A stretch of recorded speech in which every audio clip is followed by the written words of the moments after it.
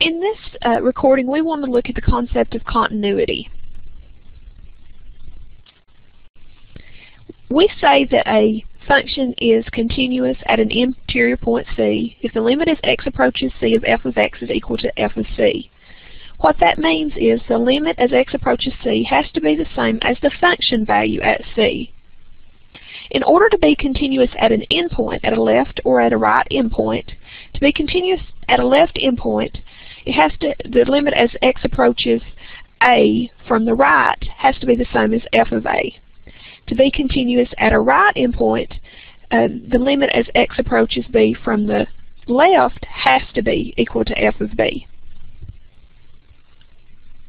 Now here's an example. We want to talk about continuity at points.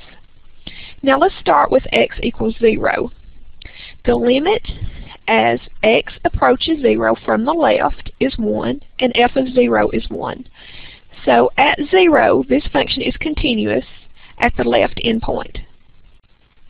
However, let's look at 1. The limit as x approaches 1 from the left is 0 and from the right is 1. Now since the left and right hand limits are the same, this limit does not exist, so it is not continuous at 1. Now let's look at 2. The limit as x approaches 2 from the left and from the right are both 1. However, f of 2 is 2 and not 1, so it's also discontinuous at 2. If we look at 3, the limit as x approaches 3 from the left and from the right are both 2. Also, f of 3 is 2, so it is continuous at the point 3. Now let's look at the other endpoint, which is 4. The limit as x approaches 4 from the left is 1. However, f of 4 is not 1, so it's not continuous at the right endpoint. When we think about continuous graphs, we can think about a continuous graph as a graph that we can draw without picking up our pencil. So as we draw this graph, when we get to 1, we have to pick up our pencil and move. And when we get to 2, we have to stop and pick up our pencil and draw the function value. So it's discontinuous at 2. Between 2 and 4, we never have to pick up our pencil, but when we get to 4, we have to pick up our pencil to make our function value. So it's discontinuous at 1, at 2, and at 4. Now here's an example of a function that's continuous at every point in its domain. Now notice we have the square root of 4 minus x squared. Its domain is only between -2 and +2. And notice I can draw this picture without ever picking up my pencil. It's continuous at the leftmost endpoint because the limit as x approaches -2 is 0 and f of -2 is 0. It's continuous at the rightmost endpoint because the limit as x approaches 2 from the left is 2 and f of is 0 and f of 2 is also 0.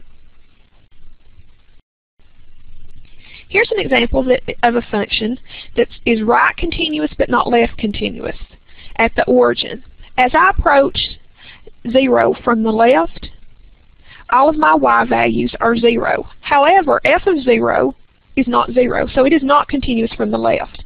It is continuous from the right because the limit as x approaches 0 from the left is 1 and f of 0 is 1, since that's where the shaded dot is. So this has what's called a jump discontinuity. It's discontinuous at 0 because it jumps from one place to another. Now the continuity test has 3 parts. In order for a function to be continuous at the interior point C, f of C must exist. The limit as x approaches C of f of x must exist. And not only must those two exist, they must be equal to each other. So the limit as x approaches C of f of x must be equal to f of C. Now here are some examples of functions.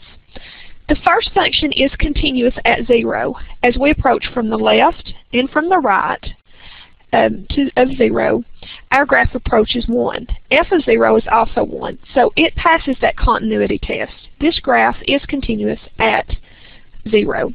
However, if we look over to B, the left and right hand limits as we approach 0 are both 1. However, f of 0 does not exist because there's a hole here.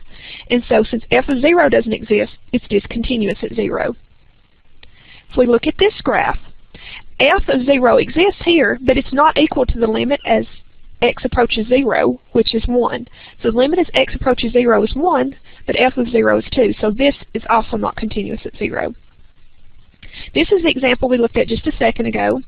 The limit does not exist, and therefore it is not continuous at 0. If we look at this example, f of 0 does not exist. If we plug 0 into this function, we'll have 1 divided by 0 squared, which we know is undefined. So since f of 0 doesn't exist, it's not continuous at 0. And this one is not continuous at 0. This has what we call an oscillating discontinuity. As x gets closer and closer to 0, then 1 over x is going to get larger and larger and larger. Now remember, sign of any number is always going to be between -1 and 1. So this just oscillates between -1 and 1, -1 and 1, -1 and 1.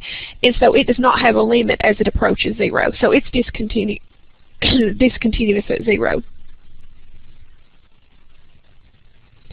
Now a continuous function is one that is continuous at every point of its domain. A continuous function need not be continuous on every interval. Here's an example.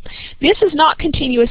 This graph y equals 1 over x is not continuous on every interval. It is continuous from -infinity to 0, not including 0, and from 0 to infinity, not including 0. However, it's undefined at 0, and so it does have a point of discontinuity at x equals 0. But a continuous function is just one that's continuous at every point in its domain, and this is continuous at every point that's in its domain, because its domain is every number except 0.